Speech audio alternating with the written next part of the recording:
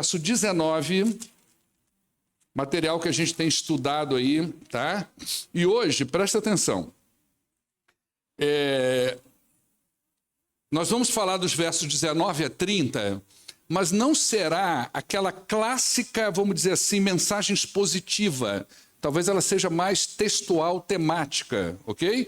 Aonde eu vou puxar, e essa era a proposta desde o início, a sardinha para a brasa do discipulado. Tá ok? Eu quero falar de discipulado. Eu quero que você entenda sobre discipulado. Eu quero que você se envolva com discipulado. Eu quero que você viva isso, que você desenvolva isso para a glória do nome de Jesus. Isso tem afetado de um modo geral. Conversei com o Ricardo hoje sobre ontem. A juventude ontem estava maravilhosa. Tinha um grupo maravilhoso de jovens ontem. E eu falei para o Ricardo, essas coisas podem estar bem entrelaçadas entre quinta e sábado, porque olha o tanto que está vindo na quinta e olha como isso vai refletindo. Então isso reflete no todo. O discipulado reflete em tudo na vida de uma igreja.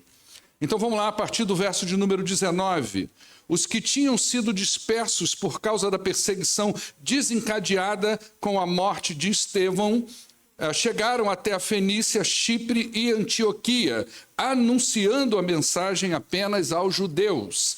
Alguns deles, todavia, cipriotas e sirineus, foram a Antioquia e começaram a falar também para os gregos, contando-lhes as boas novas a respeito do Senhor Jesus. A mão do Senhor estava com eles e muitos creram e se converteram ao Senhor.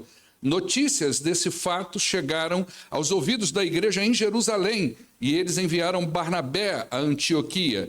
Este, ali chegando e vendo a graça de Deus, ele ficou alegre e os animou e permaneceram fiéis ao Senhor de todo o coração. A permanecerem fiéis ao Senhor de todo o coração. Ele era um homem bom, cheio do Espírito Santo e de fé, e muitas pessoas foram acrescentadas ao Senhor.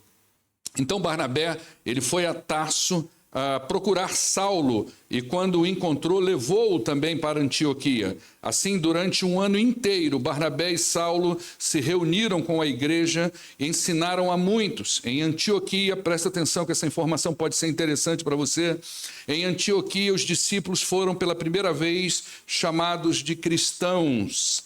Naqueles dias, alguns profetas desceram de Jerusalém para Antioquia, um deles, Ágabo, levantou-se e pelo Espírito predisse que uma grande fome sobreviria a todo o mundo romano, o que aconteceu durante o reinado do imperador Cláudio. Os discípulos, cada um segundo as suas possibilidades, decidiram providenciar ajuda para os irmãos que viviam na Judéia e o fizeram enviando suas ofertas aos presbíteros pelas mãos de Barnabé e também de Saulo. Vamos orar ao nosso Deus? Pai, muito obrigado pela tua palavra que lida, muito obrigado, ó Deus, por cada um desses irmãos que vieram aqui hoje e que tornaram esse ambiente, ó Deus, um ambiente mais bonito, mais gostoso, mais motivador, e eu quero agradecer ao Senhor por isso e pedir que o teu Espírito, ó Deus, então haja sobre a vida deles, aplicando essa palavra de uma maneira tão poderosa que eles não vão conseguir, ó Deus, ficar do mesmo jeito. Eu oro agradecido ao Senhor em nome de Jesus. Amém. Maravilha. Nós vamos, na semana passada, nós encerramos, então, aquela sessão que fala sobre a conversão de Cornélio, né? Nós dividimos praticamente em duas mensagens. E nessa sessão de Cornélio, nós vimos como Deus usou aquele momento para trabalhar questões importantes na vida de Pedro e também daqueles crentes que estavam na Judéia. A igreja, e a gente frisou muito isso nos 2 domingos passados, jamais poderia cumprir essa missão grandiosa de levar o evangelho às nações se não vencesse essas questões, principalmente relacionadas ao preconceito e à discriminação que era muito forte na vida do judeu, como provavelmente em muitos é até os dias de hoje. Eles precisavam então entender que Deus não faz acepção de pessoas. Isso é muito importante para nós. Deus não vê o ser humano como nós vemos. Deus não classifica necessariamente as pessoas como nós classificamos. O objetivo do Senhor é chegar ao coração, é que as pessoas entreguem a sua vida ao Senhor Jesus Cristo. E eles precisavam então entender isso. E as últimas palavras da sessão anterior, que está aí no verso 18, elas são muito significativas. Porque esse foi o momento em que eles, como se estivessem tendo um insight de alguma coisa. Então eles dizem assim, Deus concedeu arrependimento para a vida, olha a expressão, até mesmo dos gentios. É uma expressão assim meio que, nossa, até essa gente Deus quer chamar para si. Porque era um povo que para eles, o judeu pensava o mundo dividido de dois grupos, eles e as outras gentes. Essas outras gentes é o que você lê na Bíblia como gentios. Então, para eles, as outras gentes estavam completamente fora dos planos de Deus. Um estrangeiro, uma pessoa que não era descendente de Abraão, para os judeus era menos do que um cachorro. Então, quando ele tem essa expressão até os gentios, é porque algo realmente está começando a mudar na cabeça dessas pessoas. E é a partir daqui, então, que a gente vai ver a expansão do evangelho de uma maneira já maior. Porque até agora, o que a gente tem visto? Uma preparação da igreja. Deus preparando o seu povo para invadir as nações. Então, a partir daqui que a gente vai começar a ver essa expansão, a gente está entrando agora em Antioquia, e a gente vai começar a ver também outras oposições ao crescimento da igreja. No capítulo 13, nós já vamos entrar de fato na primeira viagem missionária da igreja. A igreja agora vai realmente invadir todas as nações, tá? E nesses versos aí, 19 a 30, nós vamos falar de 4 pontos, ok? Nós vamos falar como Deus usa todos os salvos na expansão do seu reino. Nós vamos falar aí como Deus usa crentes experientes para fortalecer os novos na expansão do seu reino. Nós vamos falar como Deus usa discípulos que ele levanta e que estão em treinamento para ajudar nessa expansão do seu reino, e vamos falar como Deus usa a sua palavra para consolidar no meio do seu povo o espírito do cristianismo. Então, tudo isso a gente vai falar aí na igreja de Antioquia. Tá? Dito isso, a gente vai aí ao texto. O primeiro ponto que eu quero trabalhar com vocês está dos versos 19 a 21. Como é que Deus usa todos os salvos? Você precisa entender isso. Quando você é alcançado por Jesus, quando a mensagem do evangelho chega no teu coração e muda alguma coisa, e você é transformado pela palavra, você agora está a serviço do Senhor Jesus. E Ele vai usar você. Lucas nos informa que o evangelho chegou a Antioquia em consequência daquela dispersão que houve por ocasião da morte de Estevão. Olha que a gente está no capítulo 11... E Lucas agora está trazendo um fato que aconteceu lá no capítulo 8. Então, lá no capítulo 8, no verso 1, você vai ter essa informação que ele está dando aqui, quando ele diz lá, e Saulo estava ali, consentindo na morte de Estevão. Naquela ocasião, desencadeou-se uma grande perseguição contra toda a igreja de Jerusalém. Todos, exceto os apóstolos, foram dispersos pelas regiões da Judéia e da Samaria. É a esse fato que Lucas está se referindo. Em Atos 8, no verso 4, ele ainda nos informa que aqueles que haviam sido dispersos, ou seja, esses menos os apóstolos, por onde eles passavam, por onde quer que eles fossem, eles divulgavam a palavra de Deus.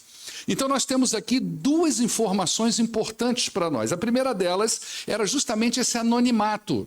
Quem eram essas pessoas? O nome deles não aparece aqui. O único nome desse grupo que saiu, que foi disperso, que a gente chama de uma diáspora naquele momento, o único nome que aparece para nós é o nome de Filipe, porque ele vai evangelizar o eunuco e ele vai evangelizar os samaritanos. Mas os outros, ele não aparece. Ou seja, eram pessoas cujos seus nomes não foram mencionados. Mas o que fica para nós dessas pessoas? O que ficou para nós dessas pessoas? Foram as suas ações em prol do reino. Então, a primeira informação importante aqui para nós é que Deus, ele usa todas as pessoas, todos nós, ainda que os nossos nomes não apareçam. Mas aquilo que a gente faz precisa aparecer na vida das outras pessoas, que foi o que aconteceu aqui. Então, o evangelho chegou a muitas partes e a muitas pessoas através de pessoas cujos seus nomes nunca foram registrados. Nós não sabemos quem são essas pessoas. Elas são anônimas. Então, aquilo que a gente faz, nem sempre o nosso nome vai estar lá no destaque, mas o efeito disso sobre a vida das pessoas é muito grande. Então, a obra agora, o trabalho agora, está nas nossas mãos. Então, é um convite que você faz, é uma oração que você faz, é um discipulado, é uma evangelização. Deus vai usando pessoas como nós, que vão influenciando outras pessoas de forma grandiosa. É assim que o reino cresce, gente. Presta atenção, você tem que entender isso. A chave precisa virar na sua cabeça. Igreja nenhuma, e quando a gente fala igreja, presta atenção para que você não pense assim, poxa, o pastor está de olho no crescimento da igreja. Não. Enquanto mais uma igreja cresce, o pastor tem mais problema. Ele tem mais trabalho, não é? Por isso que eu me lembro uma vez de um colega de seminário, que no segundo ano de seminário ele foi consagrado pastor, e ele dizia que a igreja dele era do tamanho que ele pediu a Deus, pequenininha lá no interior, não precisava nem crescer. Aquilo me deu pânico naquela fala, né? Mas tudo bem. Mas não é sobre isso, porque eu entendo assim, se a igreja está crescendo, se ela está batizando, se ela está edificando, o reino está sendo movimentado também através dessa igreja. Então, quando eu digo uma igreja não cresce, eu estou falando de reino.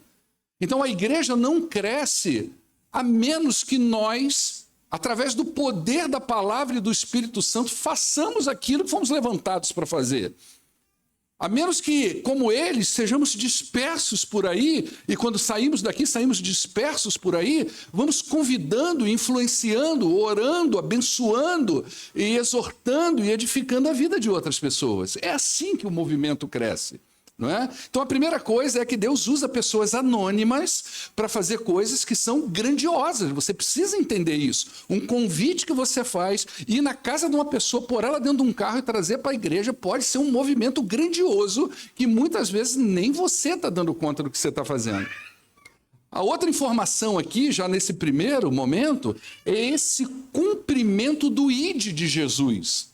Eles estão cumprindo fielmente aquilo que Jesus mandou fazer. Então, se você for lá em Mateus capítulo 28, versos 19 a 20, esse texto muito clássico, você vai ver que a tônica de Mateus 28, 19 a 20, está naquilo que eu faço quando eu vou.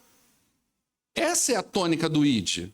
A tônica do ID de Jesus, como é conhecido esse texto, não é só apenas na ideia de eu ir, mas é na ideia daquilo que eu faço efetivamente quando eu me proponho a ir. Então, o medo da perseguição, o medo de uma possível morte, isso não foi o suficiente para tirar do coração dessas pessoas a confiança plena, primeiro em Cristo, e depois a fidelidade com a missão que Cristo havia dado àquele povo e àquela igreja. Então, a lição aqui para nós é de que nós precisamos também fazer a mesma coisa. É por onde nós passamos. É na nossa família, no nosso trabalho, é nos nossos encontros triviais. É por onde passamos. Sempre que o Espírito abre uma oportunidade, nós precisamos falar do amor de Deus. Esse era o espírito da igreja primitiva. E nós precisamos viver isso também. Convidar pessoas, evangelizar pessoas, discipular pessoas, batizar pessoas, edificar, tudo isso é a nossa missão como povo de Deus. Ela é a nossa missão coletivamente, não é? Quando nós nos reunimos aqui, mas ela é individual também. Então, quando você vem aqui para a igreja, por exemplo, que você vai para uma escola bíblica e aprende alguma coisa nessa escola bíblica, você está recebendo essa informação basicamente por dois motivos. Uma para a sua edificação pessoal, para o seu crescimento, e outra para você aprender para poder fazer isso com outra pessoa também. Então, o primeiro ponto que eu quero destacar aqui para vocês é que Deus usa todas as pessoas salvas no seu plano redentor. A coisa não é de um só. Você precisa entender isso. Você é uma peça fundamental, uma peça-chave no processo do plano da história da redenção. Então, nós, como igreja, precisamos entender isso. É assim que o reino cresce. Você sabe o que falta para... Olha, gente, já é o terceiro, quer dizer, é o que eu falo, né? Mas sempre... Olha como está essa igreja chapada num domingo de manhã. Domingo de manhã, a igreja está chapadinha. Lá em cima, aqui embaixo está... E eu quero encorajar você a vir hoje à noite, tá? Está chapadinha. Maravilha? O que a gente precisa para ser maior do que isso aqui? Hã? Fala para mim. O que a gente precisa para estar o dobro de gente aqui dentro? Não, gente, a gente precisa ganhar alma, a gente precisa sair daqui. Sabe por quê? Porque não cabe mais. Não vai passar desse tamanho. Entende isso?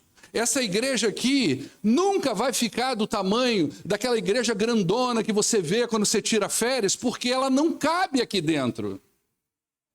A hora que a gente sair daqui, Deus vai mandar uma nova população para entrar aqui também e juntar com a gente.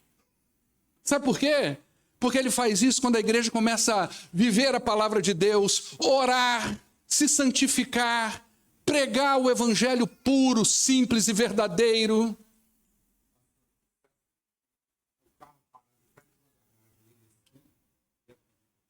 Aqui na esquina? Um carro branco parado na porta de uma garagem aqui. Não tem placa, não tem nada, não? Quem tem carro branco aqui, irmãos? Só um minutinho. Alguém tem carro branco? Júlio parou na porta de alguma garagem, Júlio? Hoje você fica ligado, hein? Bom, você é o único que tem carro branco, então... Se eu fosse você, ia lá dar uma olhada. Ih, Mamarina, parou aí, Mamarina. Aí, Mamarina. A Mamarina não está lá do outro lado? Não está na porta de garagem de ninguém. Não, então tá bom. Ela só entra na contramão, o resto ela não faz não, tá, gente? Eu andei pegando ela umas 3 vezes aqui que ela parou um pouco. Eu botei plantão, toda vez que ela entrava na contramão, eu, ó... Acabou. Peguei 3 entradas na contramão, fiz a intervenção, curou. Curou ou não curou, irmã? Não curou, não? Espera aí, gente, vamos lavar esse barraco depois. Vamos lá. Vamos lá, vamos continuar aqui. Tá certo? Então esse é o primeiro ponto. Somos nós. A hora que nós sairmos daqui, gente, presta atenção, você vai se surpreender com o que Deus vai fazer. Você vai se surpreender com o que Deus vai fazer. Escuta isso, tá? Segundo ponto. Deus usa crentes experientes para solidificar aquilo que ele está fazendo. Está aí dos versos 22 a 24. Da mesma forma que Deus usa membros da igreja para levar o evangelho, ele também vai usar os mais experientes para fortalecer a missão. Então, quanto mais tempo você está no evangelho, se espera que mais experiente você seja. Ok? Você já adquiriu... O que é isso, Jesus Cristo? É um Jeep branco? Então não é o Júlio. Não é nosso, não, gente. Alguém está de Jeep branco aqui? Aqui o pessoal só anda de BMW. O início é IWM. Não é nosso, não. Não é nosso, não. Não é nosso. Não é, tudo é culpa nossa, essa culpa, não vamos assumir essa não, irmãos. Essa não é sua, amém ou não? Essa... Pô, gente, eu preciso pregar o evangelho aqui, viu? Está atrapalhando a mensagem do inimigo. Para você ver que está funcionando. Então, vamos lá. Então, quanto mais tempo você adquiriu conhecimento e maturidade, então se espera que você já seja capaz de ajudar. É aquilo que o escritor de Hebreus escreve lá no capítulo 5, eu não me lembro se é o verso 10, 12, alguma coisa assim, que escrevendo para aquela população, ele diz assim, olha, vocês já deviam ser mestres mas parece que ainda precisa e necessita daquele leite inicial. Já devia estar ensinando, já devia estar discipulando, já devia estar cuidando, porque é isso que cabe aos mais velhos, aos crentes experientes. A igreja de Jerusalém mandou um dos seus melhores crentes, chamado Barnabé, para Antioquia. Vai lá, Barnabé, vê o que está acontecendo. O nome dele é o filho da exortação, filho da consolação. E Barnabé então vai para ver o que está acontecendo lá e edificar aquele povo. Ele era um homem mais experiente naquele momento para aquela missão. Paulo, escrevendo a Tito, no capítulo 2, dos versos de 1 a 10, ele diz assim, e ele vai falar sobre a importância do discipulado. Você, porém, fale o que está de acordo com a sã doutrina. Olha o que ele está dizendo para Tito. Tito está pastoreando, provavelmente. Então, olha o que ele está dizendo. Você, porém, fale daquilo que está de acordo com a sã doutrina. Ensine aos homens mais velhos a serem sóbrios, dignos de respeito, sensatos e sadios na fé, no amor e na perseverança. Por que os homens mais velhos tinham que ser assim? Porque eles precisavam discipular os mais jovens. Eles têm que ser exemplo para os mais jovens. Semelhantemente, ensine as mulheres mais velhas a serem reverentes na sua maneira de viver, a não serem caluniadoras, escravizadas a muito vinho, mas a serem capazes de ensinar o que é bom. Assim, elas poderão orientar as mulheres mais jovens a amarem seus maridos e os seus filhos, a serem prudentes e puras, a estarem ocupadas em casa e a serem bondosas e sujeitas aos seus próprios maridos, a fim de que a palavra de Deus não seja difamada. Da mesma maneira, encorajem os jovens a serem prudentes em tudo, seja você mesmo um exemplo para eles, fazendo boas obras. Em seu ensino, mostre integridade, seriedade, use uma linguagem sadia, contra a qual nada se possa dizer, para que aqueles que se opõem fiquem envergonhados por não terem nada de mal a dizer a seu respeito. Ensine os escravos, no nosso caso hoje, os funcionários, né, os trabalhadores, todos nós. Naquela época, né, não é que a gente seja escravo não, tá, gente? Nada disso. Mas como lidar com o patrão e empregado e patrão. Tá? Então ele vai dizer assim, ó, ensine aos escravos a se submeterem em tudo aos seus senhores, a procurarem agradá-los, a não serem respondões, a não roubá-los, mas a mostrarem que são inteiramente dignos de confiança, para que assim se tornem atraentes em tudo. Tornem atraente em tudo o ensino de Deus, o nosso Salvador. Gente, isso é discipulado. Você está muitos anos na fé cristã? Quantos anos você ouve a palavra de Deus em nome de Jesus? Quantos anos você ouve a palavra de Deus? Quantos anos você está dentro de uma igreja? Quantos anos você recebe material bíblico na sua mente, no seu coração? É para ensinar. É para ser exemplo, é para discipular, é para encorajar, é para ajudar que outros se fortifiquem na fé e cresçam. Então Barnabé vai com uma missão específica, fortalece esse povo. Esse é o trabalho dos crentes mais experientes. Eles já estão bem mais na frente. Um crente novo, ele pode evangelizar muito bem, mas ele vai ter dificuldades no discipulado. Então é um trabalho conjunto. Os mais velhos precisam, então, discipular os mais novos. Igrejas saudáveis fazem essas coisas. A gente pode ter uma igreja cheia, presta atenção nisso. A gente pode ter uma igreja cheia, mas se a gente não estiver fazendo essas coisas, nós corremos o risco de nós não sermos uma igreja saudável. Porque igreja saudável não significa uma igreja cheia de gente, mas uma igreja que está no espírito do Evangelho. E é por isso que é muito importante, veja bem, os pequenos grupos. Porque uma das coisas que os líderes de pequeno grupo têm aprendido comigo nos nossos encontros de quarta-feira é que o pequeno grupo ele pode ser isso tudo. Ele pode ser o lugar que evangeliza, o lugar que recebe e acolhe as pessoas, o lugar que cura, que é terapêutico para a vida das pessoas, o lugar que se ensina a viver o evangelho. Então são coisas que às vezes você não consegue fazer sozinho, mas dentro de um grupo de 10, 12 pessoas, isso se torna muito efetivo. E a gente tem visto isso já. Como Deus já está trabalhando a vida das pessoas, como Deus já está cuidando da vida da pessoa dentro desses pequenos grupos. Por isso que eu disse para você que não é só sobre o que está sendo ensinado lá. Talvez você chegue num pequeno grupo e aquilo que vai falar naquele dia para você é beabá, você já sabe, mas é o que rola lá dentro. É aquilo que está sendo construído ali dentro que é importante para a sua vida. Terceiro ponto. Deus usa discípulos em treinamento para a sua missão. Então, Barnabé, experiente, sábio, um homem nas mãos de Deus, e esse homem entende então que a obra é muito maior do que ele podia comportar sozinho. Ela é muito grande, essa obra. Ele conseguiu ver que Deus estava abrindo uma porta maior. Você consegue ver isso? Que Deus vai abrindo portas que às vezes são maiores do que aquilo que a gente está vendo.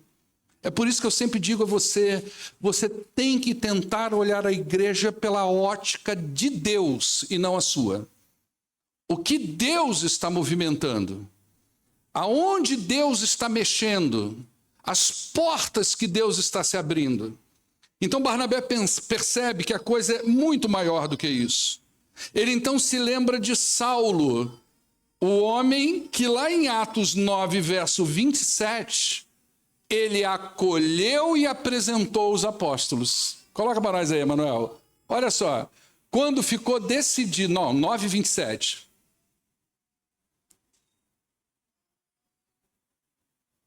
Então Barnabé o levou, ele está falando de Saulo, aos apóstolos, e lhe contou como no caminho Saulo vira o Senhor e que lhe falara, e como em Damasco ele havia pregado corajosamente em nome de Jesus.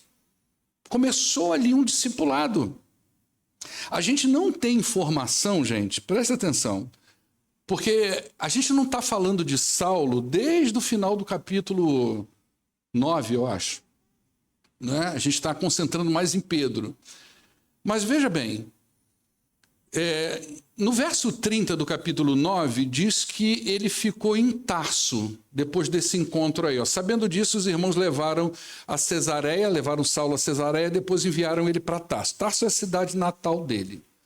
Entre o capítulo 9, o verso 30, até o capítulo 11, verso 25, para nós dá a impressão que está tudo dentro de uma linha corrida do tempo, né? Mas é possível que a gente tenha aqui 8 anos que se passaram. Tem noção disso? 8 anos se passaram até o dia que Barnabé pensou, vou lá buscar esse cara. O que Paulo fez nesses 8, 9, 7 anos? A gente não sabe. Muitos estudiosos dizem que você vai encontrar relatos do que Paulo fez nessa época no livro de Gálatas, em 2 Coríntios, você vai encontrar informações que provavelmente abarca esse período, né? Mas, seja como for, o que a gente vê aqui é um discípulo que agora vai dar uma multiplicidade de frutos.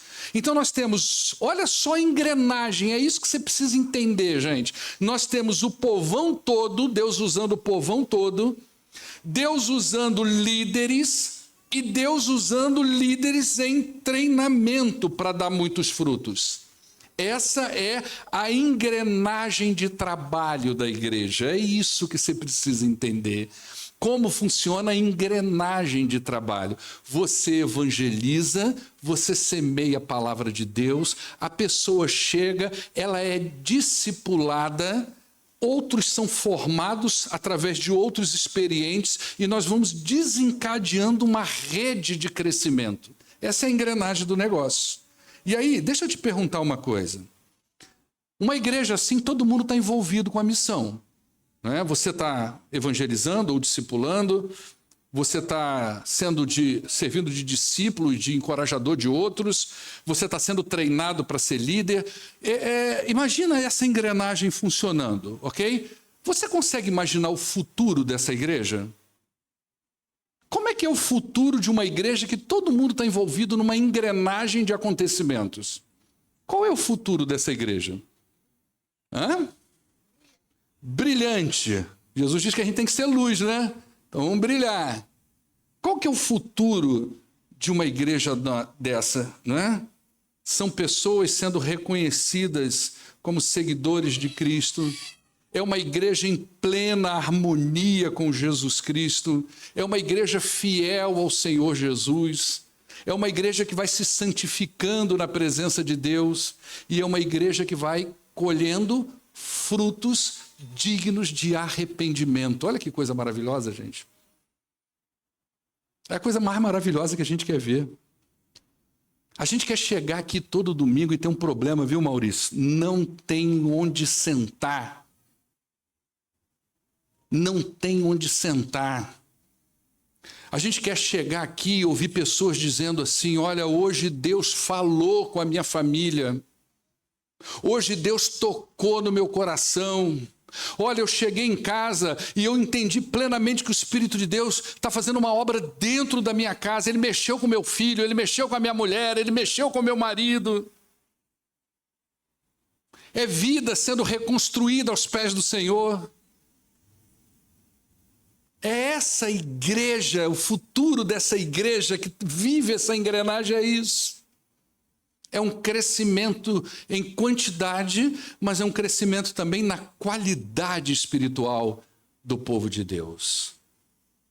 Irmãos, não nos falta nada. Sabe o que é que nos falta? Valquíria, coragem. Amém? Fidelidade, consciência da missão, entrega a vida na missão, naquilo que a gente tem para fazer. Último ponto. Deus usa a palavra para fortalecer o espírito do Evangelho. Está aí nos versos 27 a 30. O Evangelho traz para nós uma consciência missiológica. Você precisa entender isso. O salvo, ele tem um incômodo natural. Ele sabe que ele precisa fazer alguma coisa. É um incômodo natural, é uma consciência missiológica. Mas o Evangelho também diz muito do senso de pertencimento e familiaridade. E nesse lugar de familiaridade, de pertencimento, de consciência missiológica, existe a solidariedade e a mutualidade do povo de Deus. Então, o meio que Deus usa para que os crentes vivam essa implicação mútua é a palavra dele. Então, o texto diz que alguns profetas foram até Antioquia. Essa era uma das maneiras que Deus ainda falava com aqueles novos crentes. Um deles, Ágabo, levantou-se pelo Espírito, predisse que uma grande fome sobreviveria sobre todo o mundo romano. E aconteceu sob o período de Cláudio, o imperador Cláudio. E esse imperador aqui, ele tem muita relação, talvez, com aquilo que você lê lá em Hebreus também. Isso então acontece mais tarde. Os judeus foram muito afetados por esse tempo de escassez. E a igreja de Antioquia, então, ela poderia não se envolver muito nisso. Afinal, estavam em outro lugar. E muitos que eram membros daquela igreja eram tratados como cachorro pelos judeus, né? Assim, do ponto de vista da aceitação. Mas o senso de pertencimento era grande. E eles tinham boas condições financeiras. Então, imediatamente, eles mandaram ajuda para a igreja de Jerusalém. E esse comportamento, então, sela o envolvimento de judeus e gentios dentro do plano redentor, porque agora tem uma ajuda mútua, uma implicação, uma familiaridade. E a igreja é justamente esse lugar onde pessoas separadas pelo tempo, pela história, elas se unem como um só povo, o povo de Deus. Esse é o espírito do cristianismo: paixão pelas almas perdidas, fortalecimento da interdependência. Você também precisa entender isso. A consciência missiológica me dá paixão pelas almas. Mas o espírito cristão me diz: nós precisamos ser uma família, um só povo. Gente, eu não esqueço de quando Paulo escreveu para Filemon. Eu preguei uma mensagem aqui no livro, no Filemon, uma folha só, falando sobre o espírito do cristianismo. Paulo conheceu Onésimo, provavelmente na prisão, um escravo fugitivo, tinha roubado o seu senhor. E o seu senhor era Filemon. Filemon era um líder de uma igreja lá na cidade de Colossos.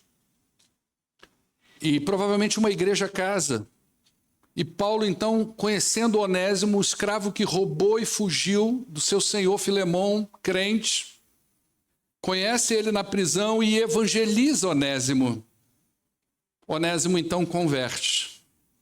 Só que dentro das leis daquela época, Filemão, mesmo sendo um crente, ele poderia simplesmente matar Onésimo. Era direito dele e ninguém ia julgá-lo por isso. Ninguém ia falar, você fez uma coisa errada. Era legal. Paulo, então, escreve para Filemão e uma das coisas que Paulo diz é o seguinte: Filemão, estou te mandando de volta Onésimo. E é o seguinte, você não vai mais receber Onésimo como escravo. Você vai recebê-lo como seu irmão. E mais, se Onésimo te deve qualquer coisa, põe na minha conta, porque você me deve muito mais. Porque foi eu que cheguei com o evangelho na sua vida. Foi eu que te ensinei a palavra de Deus. Foi eu que te dei conhecimento sobre as coisas eternas. Então você me deve muito mais. Então a conta de Onésimo agora é minha. E faz o seguinte, vou te visitar, prepara um quarto para mim na sua casa. E consequentemente uma boa comida. Que abusado esse apóstolo Paulo, né? E ali no livro de Filemão, naquela carta, naquela pequena cartinha de uma folha de Filemão, você vê o espírito do evangelho. Imagina Filemão lendo isso.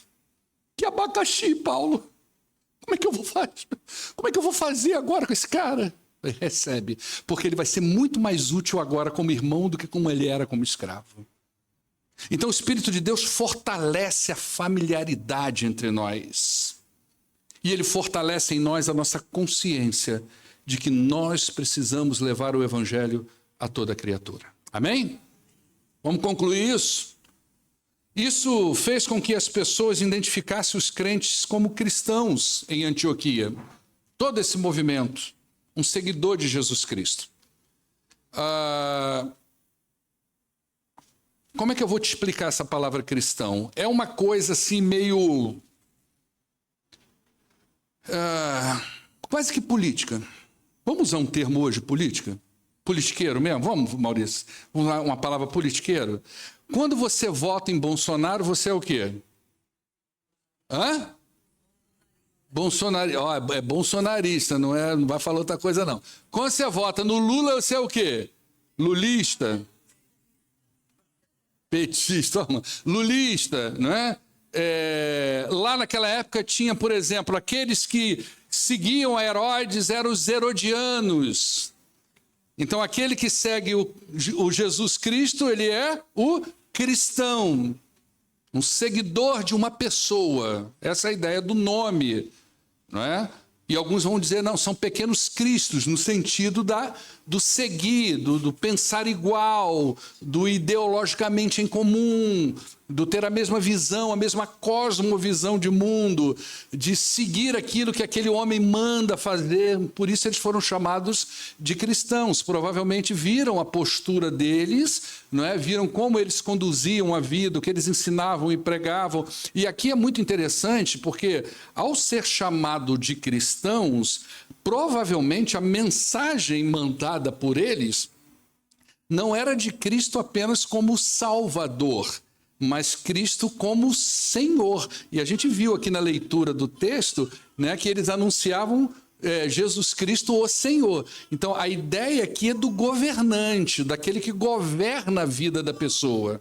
E por isso eles foram chamados de cristãos. Então eles não falavam apenas do evangelho da salvação, mas apresentavam Jesus Cristo como Senhor. Senhor é um título usado para dizer de um imperador, de um soberano, uma pessoa que governa com autoridade. Esse é Jesus na vida da gente. E a igreja, e você e a sua família, vai ser muito mais feliz, próspera e realizada se Cristo, para além de ser o Salvador da sua casa, ele for o Senhor lá dentro. Quem manda é Ele. Quando Cristo governa, quando Cristo está no nosso coração como governante, a gente vai para a cruz. Mas quando nós estamos no nosso coração como governante, a despeito de termos aceitado o Salvador, é Ele que vai para a cruz. E quem está no trono da vida da gente somos nós. Isso não dá certo, dá tudo errado. Amém? Amém, Ricardo? Bacana? Então vamos ficar de pé, vamos orar ao nosso Deus. Na próxima semana a gente segue em frente. E para onde que a gente vai mesmo, irmão? A morte de Herodes. Vamos ver o que Deus tem para nós aí no falecimento de Herodes. Vamos orar ao nosso Deus. Logo mais à noite, gente, nós estamos juntos aí, tá? Também tem tido um público muito gostoso aos domingos à noite. E eu quero muito encorajar você a estar aqui hoje. Pai, muito obrigado por esta manhã maravilhosa, esse povo lindo, abençoado. Eu louvo o Senhor pela vida de cada um deles. Leve-nos, ó Deus, para a nossa casa na Tua presença. Nos dê uma semana próspera. Nos traga de novo à noite, ó Deus, para juntos adorarmos ao Senhor. E aplica essa palavra no coração dos Teus filhos. Em nome de Jesus é que nós oramos. Amém. Dá um abraço na pessoa que está do teu lado. Deseja a paz de Jesus para ele. Deus abençoe a sua vida.